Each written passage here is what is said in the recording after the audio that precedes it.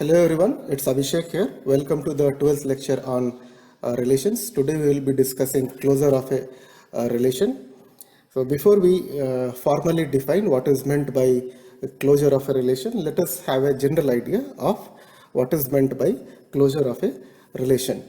So the closure of a mathematical object with respect to a given property P is the smallest larger object that has the property P. So basic idea here is that to define a closure, we need a mathematical object and we need a property P with respect to which the closure has to be defined over the mathematical object.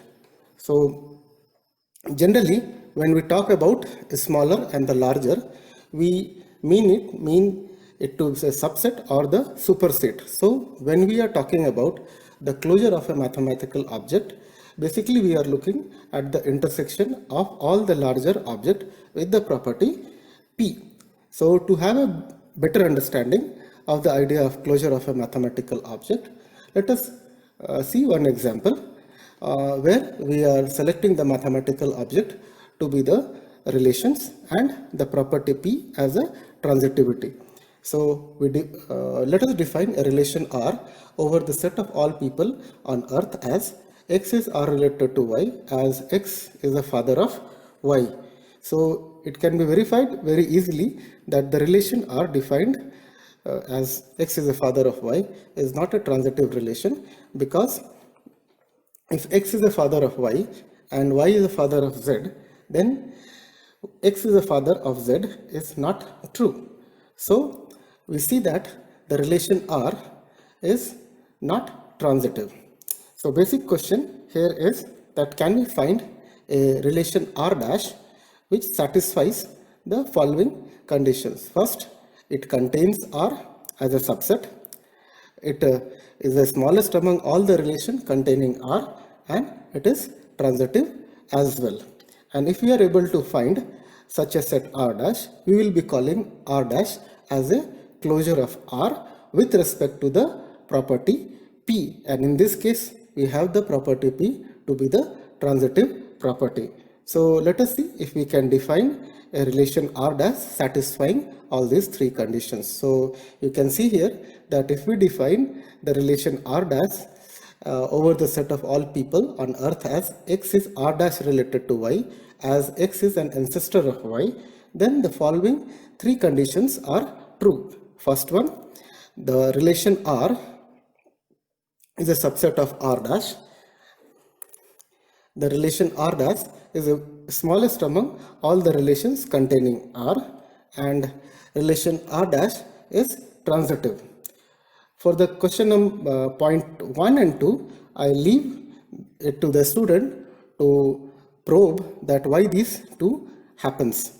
Anyway, let us move forward. Then, as discussed earlier, since R dash is satisfying all the three conditions, we can say R dash is a transitive closure of the relation R. So this was the general idea, an illustration to explain the idea of closure of a relation. So a little formally, we see that if Si be the family set of sets belonging to a family loaded with a property P, a closure exists if the property P is preserved by the intersection of SIs. That is, the condition prescribed by equation number 1 is true, where every object has at least one larger object with the property P. So this abstract definition of closure can be made more explicit if we choose relation as the mathematical object. So with this basic idea in mind, we move to describe various closures for the various relations, namely reflexive closure, symmetric closure, and transitive closure. But before we define it, the basic question is that why do we care about the closure of a relation? We have seen that the equivalence relation and partial orders plays a vital role in mathematics. So closure basically provides a interesting or a wonderful method to turning the things which are not equivalence relation or partial order relation into equivalence relation and partial orders. So to begin with, let us begin with a reflexive closure of a relation. Reflexive closure of a relation R on the set A is the smallest super relation of R that is reflexive, which is obtained by adding the ordered pair x comma x to R for all x belongs to the set A. So in terms of digraph, the reflexive closure adds self loop to all the nodes of the digraph, and in terms of matrix, the reflexive closure puts 1 at all the entries of the principal diagonal of the matrix associated with the relation R. So the fundamental theorem on reflexive closure states that let R be a relation on the set A of cardinality n, then the reflexive closure can be obtained as R union the diagonal relation delta, where delta is the set of all ordered pair where x comma x belongs to the set A. So let us see one example for computing the reflexive closure for a given relation. Let R be a relation defined over the set ABC, where the relation R is A comma A, first element, second element is A comma B, third element is B comma C, and fourth element is C comma C. So we see that the diagonal relation or the identity relation for the set A is A comma A, B comma B, and C comma C. So the reflexive closure is obtained by taking the union of R and the diagonal relation, and we can see the resultant reflexive closure is A comma A comma B, B comma B, B comma C, and C comma C. And you can see the first relation R, the relation given in the example 1 is not a reflexive relation because the element B comma B was missing there. So we extended this relation R to R dash, where R dash is R union delta, and we can see here all the ordered pairs where the first element is same as the second element is present in the reflexive closure, that is A comma B, and C comma C. So let us see some more mathematical example in the form of second example. Let R be a relation defined on the set of real numbers as strict inequality, that is x is less than y. Now since R is a set of all real numbers where x is strictly less than y is not reflexive, the reflexive closure of the relation strictly less than is the inequality less than equal to, as you can see here that the relation R is x comma y where x is less than y, and the diagonal relation is x comma x where x is equal to x. So the resultant relation is a set of all ordered pair which satisfies both the condition, that is x is strictly less than y and x is equal to y. So the inequality strictly less than becomes inequality less than equal to. So now we move on to the symmetric closure of a relation. Symmetric closure of a relation R on the set A is defined as the smallest symmetric super relation on R, which is obtained by adding y comma x to the relation R whenever xy belongs to R, or equivalently by taking the union of R and R inverse. In terms of digraph, the symmetric closure adds a reverse edge for every edge appearing in the digraph of the relation. And in terms of matrices, the symmetric closure makes Aij equal to Aji equal to 1 if they are of opposite parity. What we mean by opposite parity? We know that a matrix associated with a relation is a 0-1 matrix. So two elements are said to be opposite parity if they are 1 and 0. So now the basic theorem or fundamental theorem for determining the symmetric closure states that if R is a relation on the set A of cardinal to n, then the symmetric closure is given by R union R inverse. So let us see example based on it how to compute the symmetric closure of a relation R. So here we see the relation R is defined on the set ABC, and the relation R, first element is A comma A, second element is A comma B, third element is B comma C, and fourth element is C comma C. So we compute the R inverse, and the first element's inverse is A comma A, second element which is A comma B becomes B comma A in R inverse, the third element of R which is B comma C becomes C comma B in R inverse, and the fourth element C comma C becomes C comma C in R inverse. So the symmetric closure of R is obtained by R union R inverse, which is A comma B, B comma A, B comma C, C comma B, and C comma C. And you can verify for yourself that whenever an element AB is belonging to R union R inverse, BA also belongs to R union R inverse. Let us see one more example based on the symmetric closure. We go back to our example number 2. For the same relation, the symmetric closure for the inequality, strict inequality less than over the set of real numbers is the relation x comma y, where x is not equal to y. So now coming on to transitive closure. A transitive closure of a relation R on the set A is obtained by x comma z to the relation R whenever xy and yz are both the elements of R for some y, and we continue adding the element x comma z to the relation R till no new pairs are left out. Now with our previous experience with reflexive closure and symmetric closure, we understand that if the relation R is not a reflexive relation, we can extend the relation R to a reflexive relation by adding some elements to the relation R. Similarly, if a relation R is not a symmetric relation, then we can extend that relation R to a symmetric relation by adding certain number of elements which are prescribed by delta and R inverse respectively.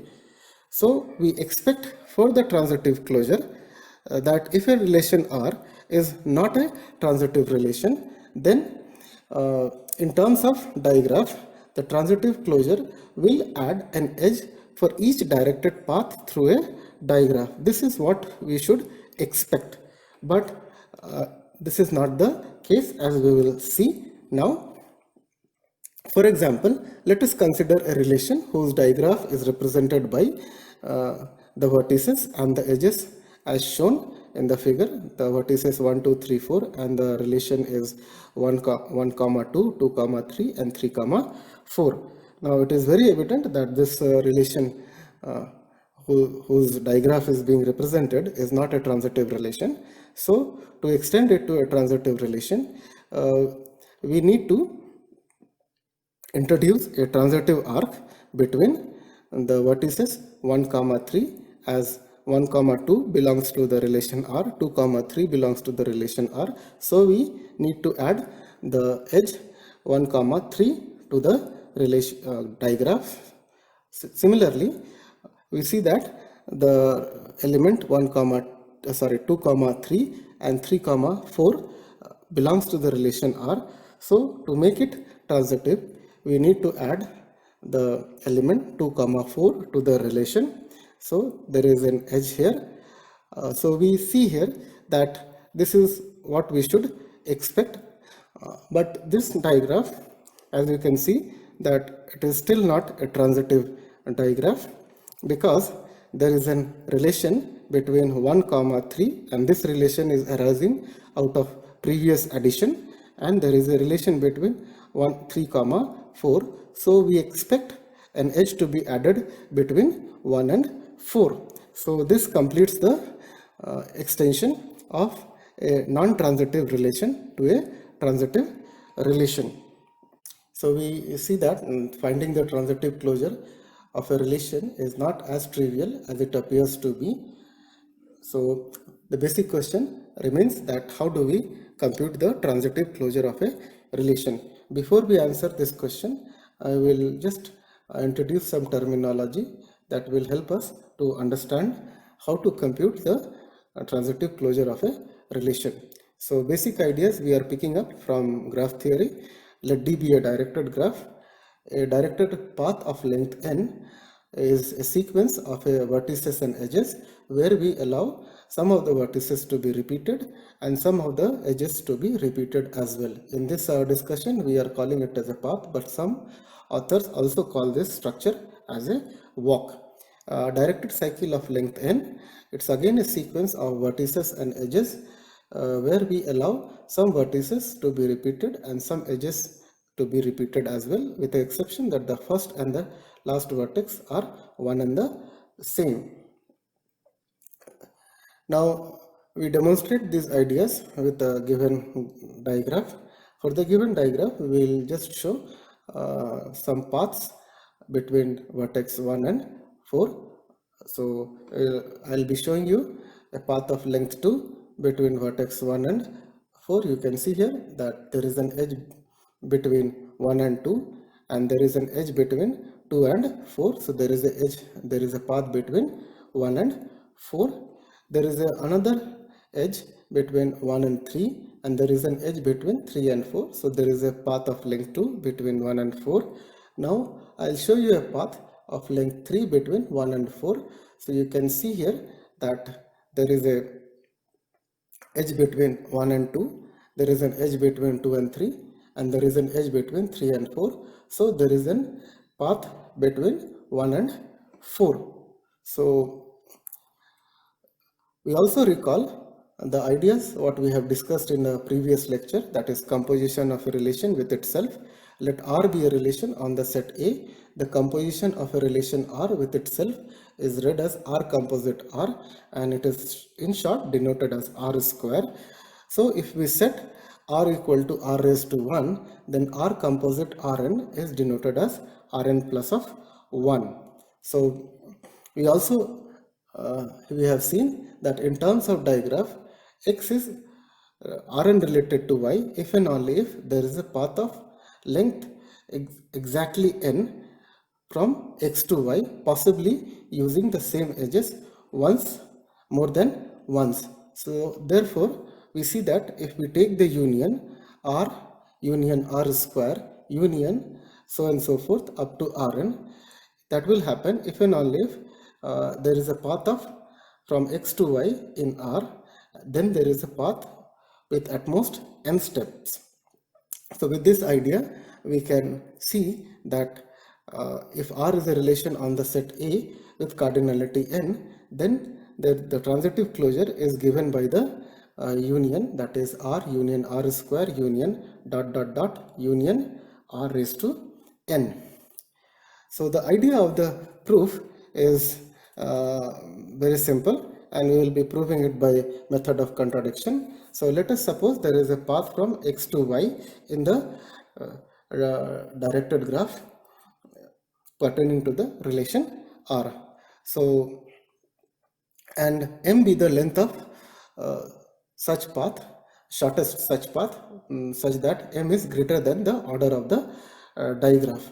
So there is a path I am picking up between a pair of vertex x and y and it's of length m, and such path is the shortest path where m is greater than n. So once we reach to the length n, by the pigeonhole principle we expect the path to return to one of its vertex and let that vertex be xi, and then we move to the vertex y, completing the path of length m between x and y. Now we can remove this loop at xi and still we see that there is a path between the vertex x and y which is a shorter path than what we have shown earlier, but the length of the path was assumed to be the shortest path, so we arrive at a contradiction. Hence our assumption that m is greater than n is strictly greater than n is not correct, so m is less than n. So we prove the theorem. Now what does the theorem says? The theorem 1 says, it basically says that if we calculate r square, r cube, so and so forth up to rn, then we could have found a connection, every connection within the relation r, and there may be more paths of length greater than n, but they connect elements that were already connected by some other paths. So for a relation on n element, the transitive closure of R is nothing but a union described by equation number 4, that is union k varies from 1 to n r raised to k. So let us see, apply the theorem number 1 to an example. Let R be a relation defined as a comma b, b comma c, and c comma c over the set A. Now since the cardinality of the set A is 3, so we compute r square, and we will be computing r cube. Now the transitive closure of the relation R is nothing but the union of r square and r cube. So you can see here that the resultant is given by the union of all the three, r square and r cube, which is a transitive closure of the relation R. And I'll advise the students to check that this resultant relation is actually a transitive relation. So, but the problem with this theorem 1 is the following. So what is the problem? The problem is that if we recall, then this matrix of composition of relation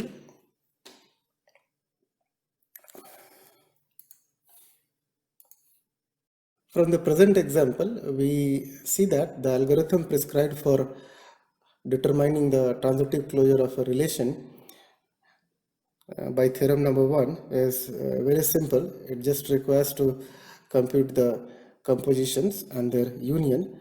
This will work fine if the cardinality of the set is small, as in the present case, but as the cardinality of the set increases, okay, so this algorithm may not work that efficiently.